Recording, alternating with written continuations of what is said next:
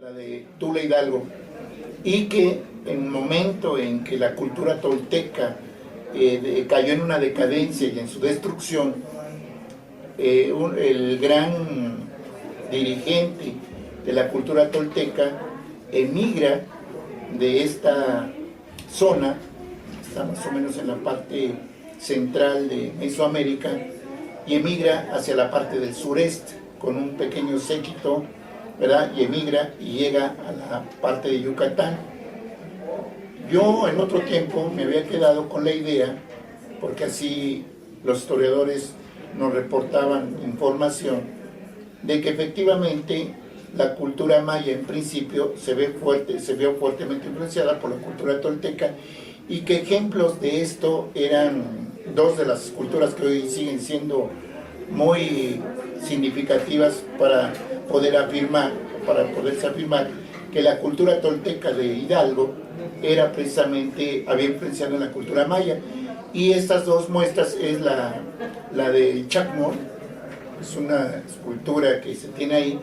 y que se dice que los rasgos que tiene el Chacmol son propiamente de la cultura tolteca, la de Hidalgo. Y el otro del Chacmol es el luchador, que también es una escultura que se encuentra en la cultura maya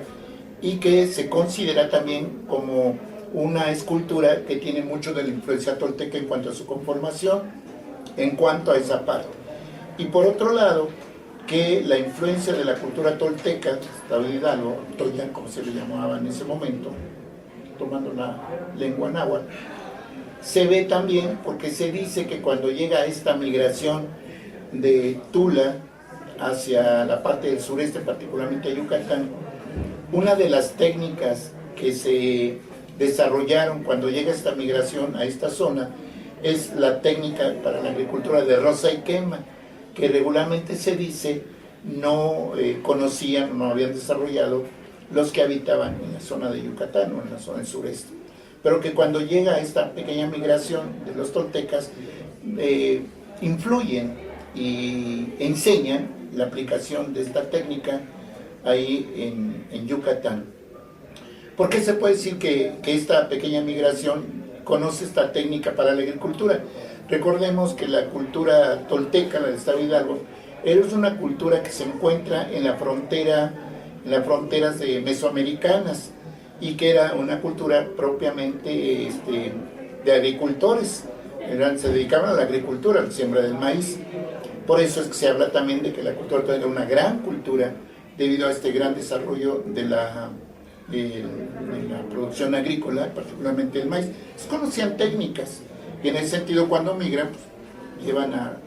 al lugar a donde van, allá a Yucatán, este conocimiento que después se dice lo van a transmitir a los mayas. Hasta ahí, más o menos, solo para dar algunos pequeños ejemplos de cómo en un momento dado los estudios que se habían hecho sobre la posibilidad de que la cultura tolteca, o la que venía de Toyán, el estado de Hidalgo, influyó en la cultura maya. Con estos dos ejemplos, pues podríamos decir que era aceptable. Sin embargo, esto en los últimos años se han seguido haciendo estudios respecto a realmente si fue la cultura tolteca del estado de Hidalgo o Toyán la que influyó y trajo como resultado que apareciera este personaje o esta deidad, que es precisamente Cuculcán, ¿verdad? Que en el caso de la cultura tolteca era Quetzalcóatl, ¿no? Y de ahí precisamente que también se transmite cuando ellos migran, también la imagen de Quetzalcóatl la llevan, pero ahora cuando llegan a Yucatán le cambian el nombre de Quetzalcóatl y le dan el nombre de Cuculcán, ¿no? Entonces dice que es una herencia, es una influencia de la cultura tolteca. Sin embargo, con los estudios que se han seguido haciendo al respecto, si realmente Cuculcán es una influencia, una herencia o una difusión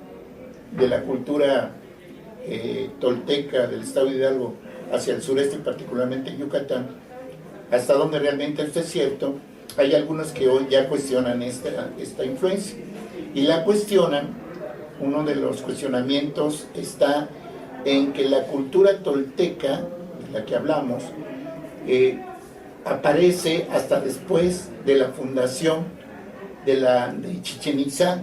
porque se habla de que Chichén Itzá se funda en el año 800, del año 800 al año 1000, ¿ah? Y en ese sentido que en ese periodo todavía Tula, digo, no estoy tan preciso, la Tula de Hidalgo todavía no surgía. Entonces, si esto era así, ¿cómo es posible que viene esta migración de la cultura tolteca e influye en la cultura maya y particularmente en los que van a fundar la ciudad de Chichén Itzá, y además teniendo como el fundador a Kukulcán, si esta cultura todavía no aparecía totalmente conformada, ¿verdad? Y sí, ya había aparecido, ya había sido fundado Chichén Itzá. Ante esta situación, lo que se afirma ahora es que la influencia que realmente tuvo la cultura maya y los que fundaron la ciudad de Chichén Itzá, y con ellos también aparece esta deidad o este personaje que Kukulcán, fue la cultura teotihuacana, y que de Teotihuacán sí hubo una migración hacia la parte de Yucatán, y que esos migrantes de la cultura teotihuacana hacia la parte de Yucatán,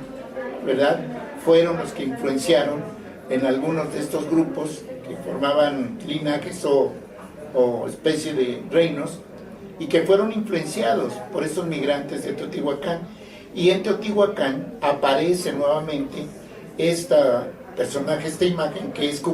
Quetzalcóatl, que ya en Yucatán, estos Ixaim, que son la etnia que va a fundar precisamente Chichén Itzá, pero que tiene como uno de a su principal fundador en Kukulcán, son influenciados por los teotihuacanos. Pero como en Teotihuacán la lengua que se habla es el náhuatl, igual que en el caso del Estado de Hidalgo, en el caso de los mexicas,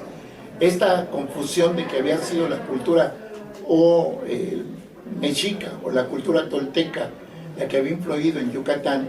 ¿verdad?, y no la cultura teotihuacana, debido a la afinidad de lengua, pues se consideraba que era la parte de Tula o la cultura mexica, cuando en Teotihuacán, que son cultura anterior, antes de,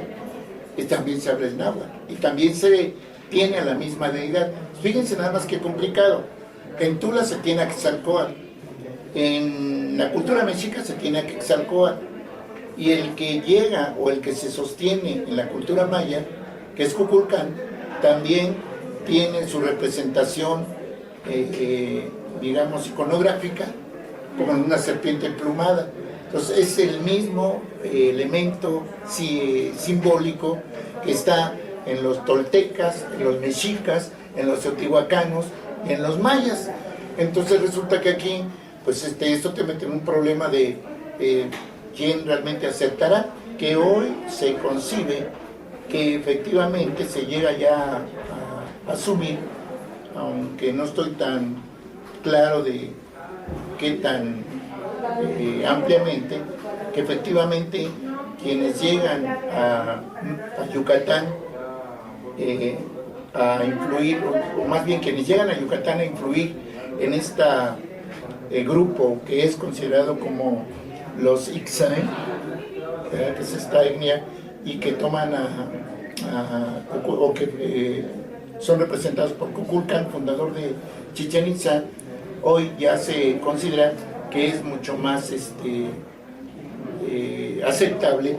la tesis de que fueron los teotihuacanos y no los toltecas. A final de cuentas, lo importante ahorita de este planteamiento es que Kukulcán, en términos más terrenales, viene a convertirse en un símbolo, en el símbolo de los guerreros. Porque son un pueblo guerrero. Los mexicas son guerreros, los teotihuacanos no tanto, pero sí se considera que Kukulcán, o en otro momento Quetzalcóatl, es el símbolo de los guerreros, y que es así como se asume en ese momento con el nombre de Kukulcán.